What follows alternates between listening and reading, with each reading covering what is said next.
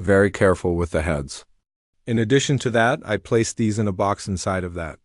Becoming the first year 1936 knucklehead would be my choice if I had the ability to choose any that I truly desire, rather than simply being a collector of automobiles. Frank Fritz was also a tale through steel and time. After he had passed away, the entire world was taken aback when his long-awaited garage that had been sealed was finally opened. In the midst of the swirling dust and cobwebs, there was a mysterious car that was not documented, and there was stillness. The remark, which was written by hand and had faded with time, hinted at something that was much more deep than mechanics. It was a legacy that was encoded in memory and meaning. Because of the revelation, unpleasant questions were raised. What was Frank concealing, and why was he doing so? The journey that lies ahead is more than just metal and mystery, so fasten your seatbelts. We are going to delve into the story that has left everyone in utter disbelief.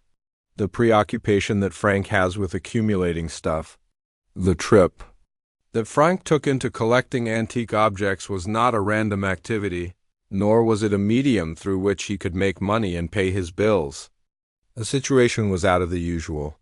As a young boy, Frank began his collection of items, which included selecting seemingly insignificant items, imbuing them with worth, and embellishing them with a new narrative, despite the fact that they had been forgotten in the past. With him, the minuscule longing got stronger, and as the years went by, it turned into a pastime for him as well as a component of his personality that he was unable to disengage from. All of his boyhood was spent following this path of fulfillment, and he never stopped. It was during his time in college that he first met Mike Wolf, but he never stopped doing it. Despite the fact that Frank was in his final days, Mike and Frank maintained a long-lasting bond since they both had interests that were comparable to one another. Exploring history, resurrecting long-forgotten ancient machines, and giving value to the ragged, rusted, and dusty resources were the activities that the two enthusiastic collectors engaged in as they traveled through a variety of garages, residences, and antique display stores.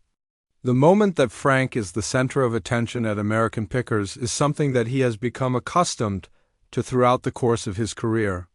It is not about him trying to get attention. Rather, it is an opportunity for him to share a part of himself with the audience.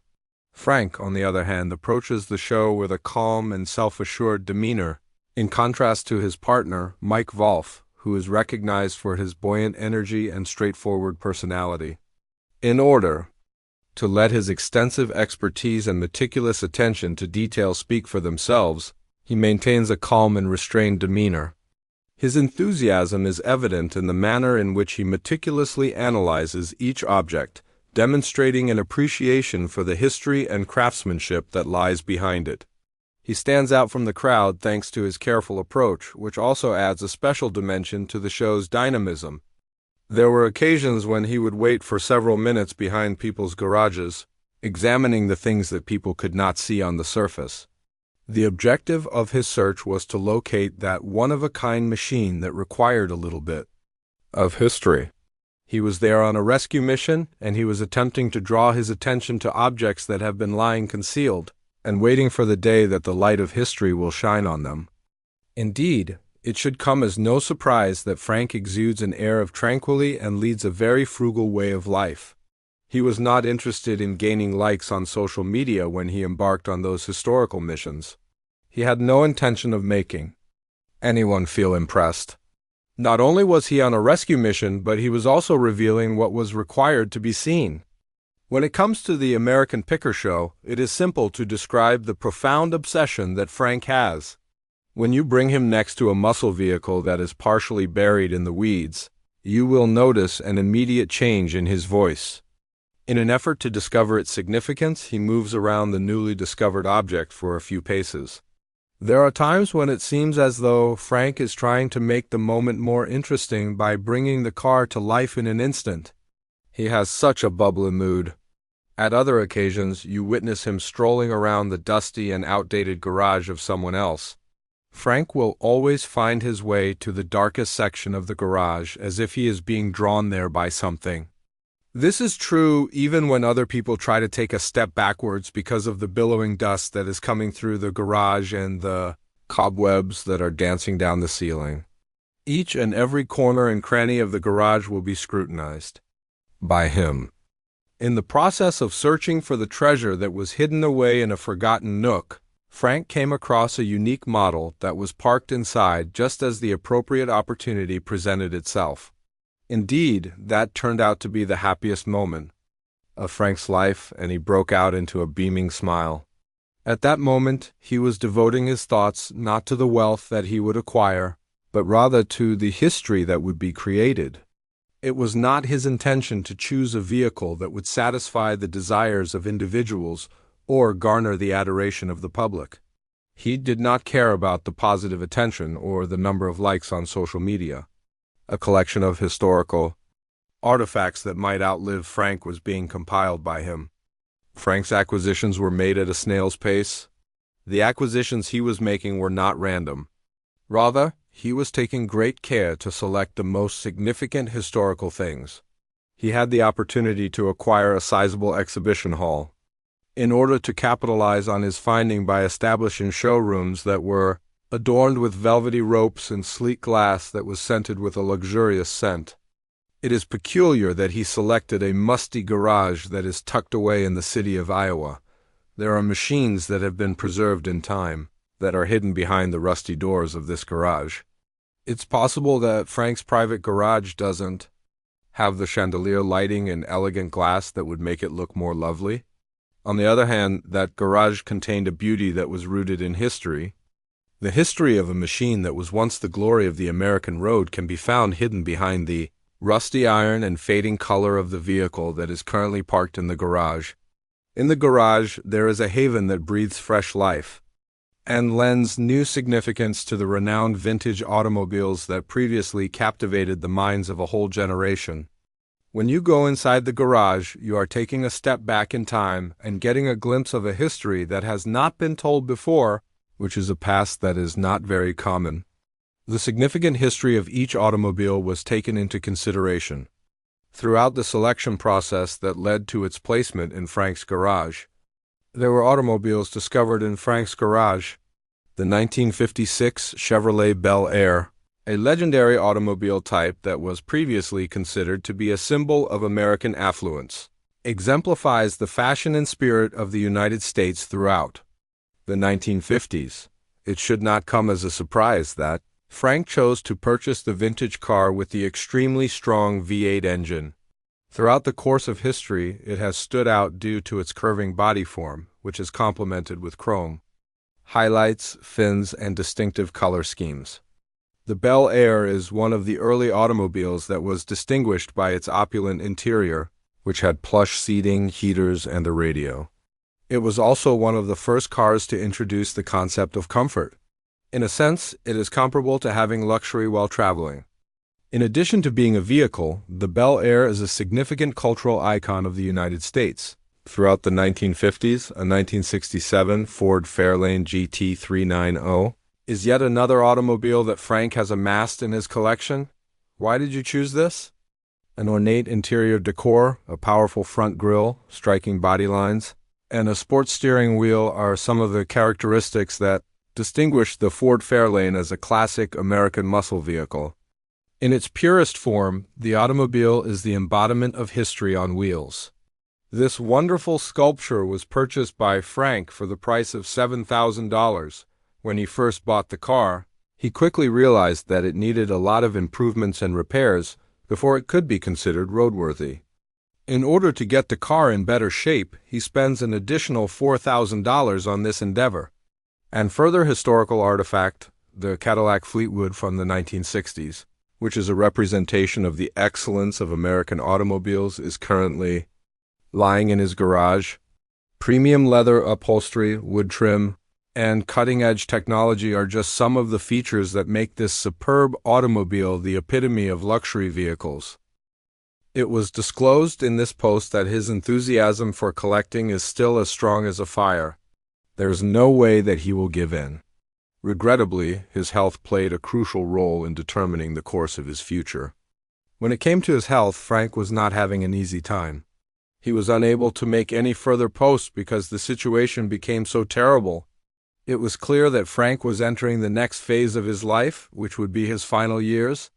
On the other hand, throughout this most vulnerable period in Frank's life, he remained close to his garage, which was off-limits to the general public and was even off-limits to his closest relative. More than anything else, it seems as though he is clinging to something that is more significant to him than life itself. During the course of the conversation about the significance of retaining something, it was disclosed that Frank continued to acquire new automobiles even while his health was in a state of decline. It is possible that he will not be able to attend the meeting while standing. He employs intermediaries to carry out the sightseeing. There were instances when he would simply follow his gut hunch and buy things that he had not even seen available. Not only does Frank have the ability to look before selecting what constitutes a superior acquisition, but he has also developed a precision in his collecting that allows him to do so. Even from a great distance, he is aware of the automobile that should be in his garage. He is aware of the individuals who are pertinent to his narrative. Upon the arrival of one of the automobiles from his most recent confirmed purchase, which was brought into the garage, it was a car that had never been seen before. An uncommon automobile that does not have a fascinating appearance, muscle, or chrome, and a peculiar form with an outdated paint that turned out to be unpleasant. When it comes to identifying its brand, there are no distinguishable signs on it. Inquiring about the new car's appearance, the neighbors were perplexed by its appearance and asked Frank about it. It is possible to deduce Frank's romantic secret. This is far older than you believe. Providing an answer that is so ambiguous could pique the interest of anyone. In light of this, it is clear that the secrecy surrounding Frank's behavior is a carefully crafted procedure for a specific reason. What is the cause behind this? The question still remains. Frank, in comparison to other collectors, had a different philosophy that is not the standard. This belief set him apart from others. The pursuit of meaning was the sole objective that he was committed to. He did not follow fashion trends. It wasn't his intention to amass artifacts in order to become the most prestigious collector. The only thing he was doing was being himself, establishing his one-of-a-kind perspective on collecting and filling the gap in history. The concept that underpins Frank's worldview is still a mystery to this day. As soon as he started to keep it a secret, the mystery around it grew even deeper, while concealing facts from other people as the days leading up to his death drew near. The question that needs to be answered is, if he continued to collect while he was completely isolated, what was he looking for? There were rumors going around regarding what could possibly be the impetus behind his behavior. One individual claimed that he possessed a top-secret list of automobiles that were associated with American automotive myths, as well as individual prototypes, incomplete concepts, and race cars that have vanished. At the same time that we are attempting to make sense of the rumor, another rumor emerges suggesting that Frank may be working on a business transaction with a former employee of an automobile manufacturer. It had been rumored that the former employee of General Motors had a vehicle factory that had been hidden from public view since the 1960s. If what you say is accurate, then the revelation will be a significant comeback for Frank. On the other hand, just like a great number of rumors, it was never confirmed. Following the aftermath of Frank's death, legal actions begin to circle his possessions. This occurs after the aftermath of Frank's death. This includes the mysterious garage in Iowa. After a protracted legal process, the investigators and attorneys representing the estate were finally permitted access.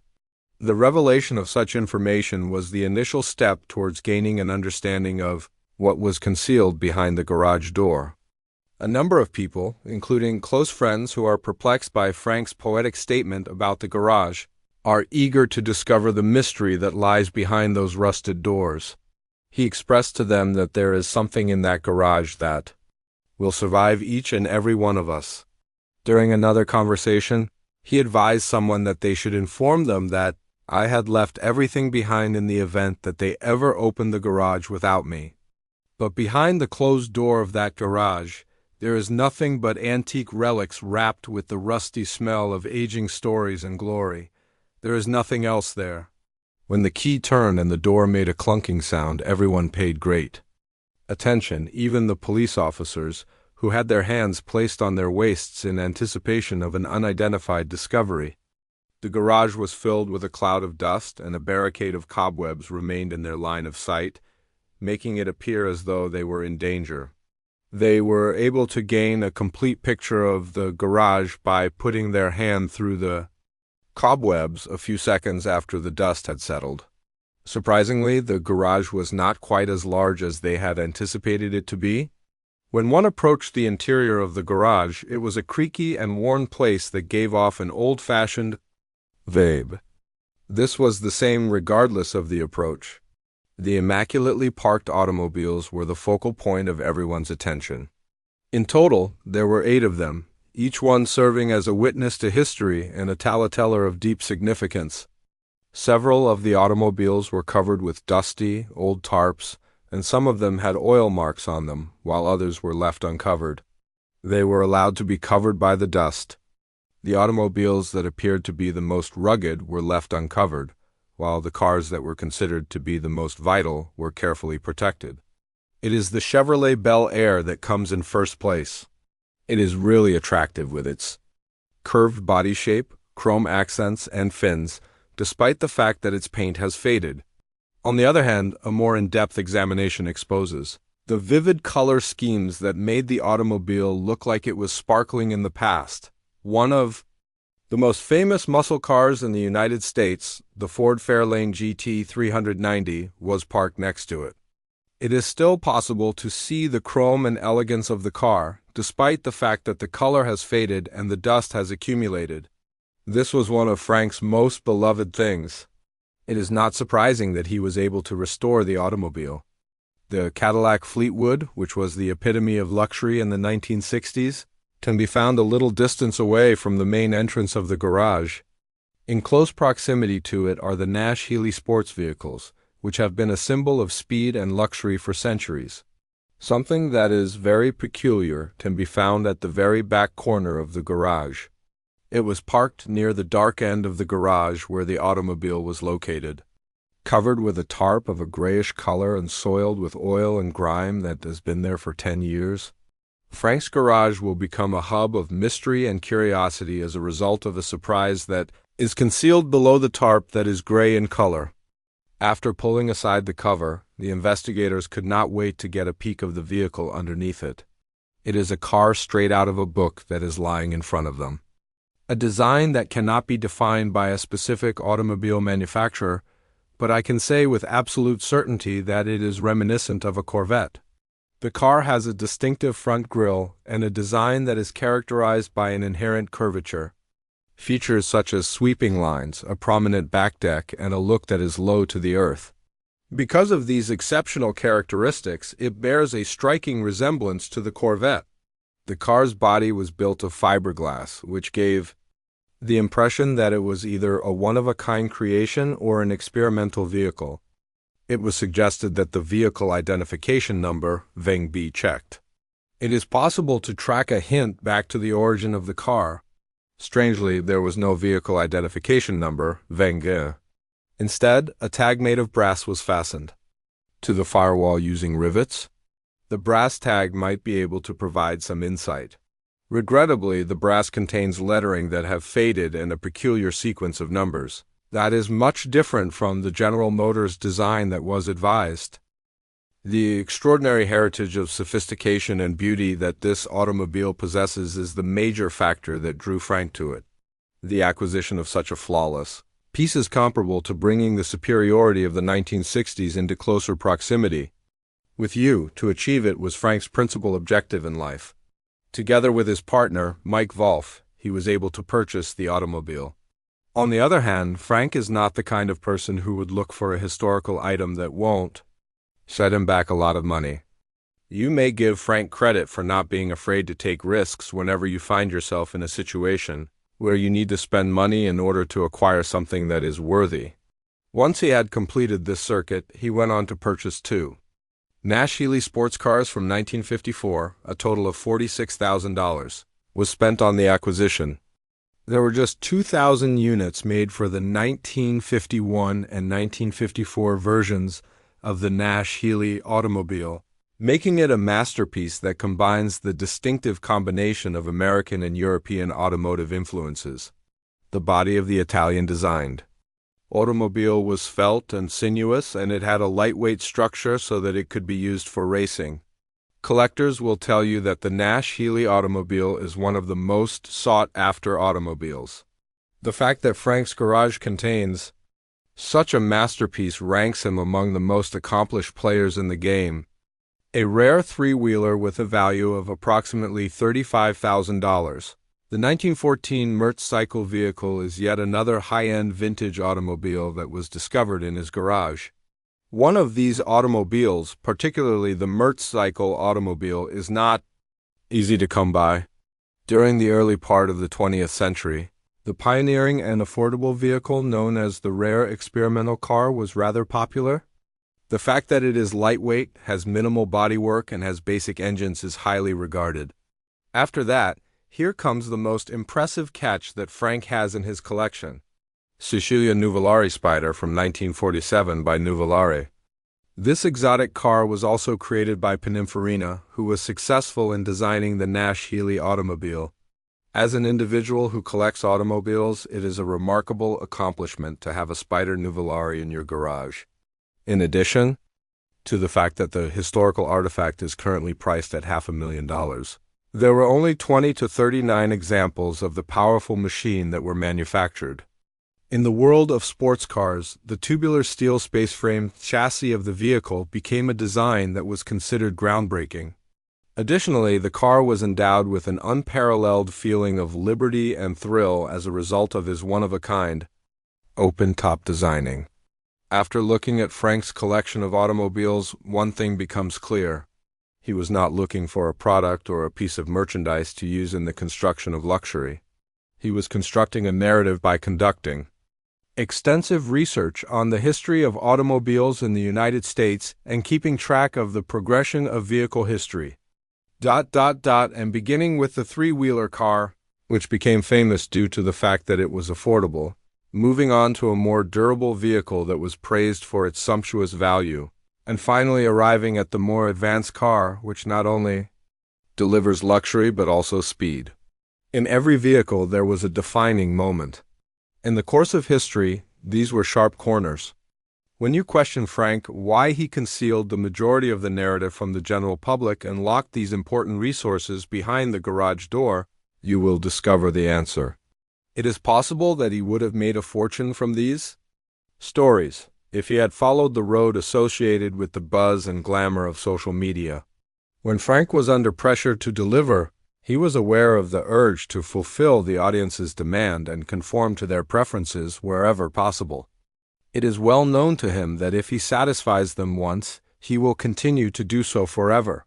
As a result of doing that, you can end yourself accumulating automobiles for the sake of fame and likes. In an effort to remain faithful to his one and only objective, he made the decision to block the view of the public from his garage.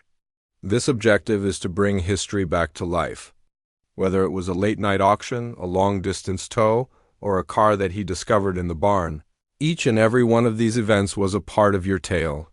The tale of saving the ancient legendary automobiles, removing them from the land of the forgotten and providing them with a fresh narrative to tell. The majority of people consider these automobiles to be irrelevant and out of date. Frank considers them to be marvels, a steel inventiveness that has been preserved throughout time.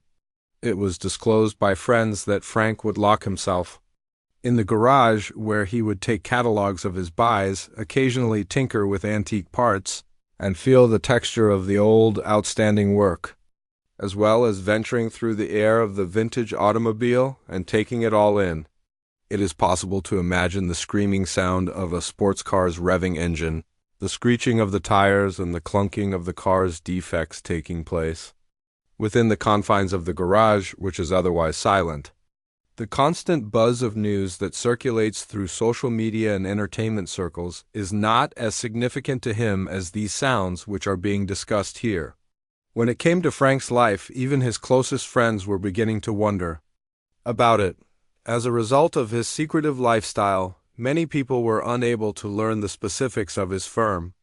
There was a lack of transparency regarding the agreements, and not all acquisitions were documented by cameras.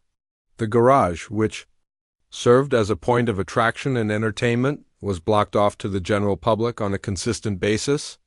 As time went on, Frank became increasingly reclusive. Many people become more curious as a result of this.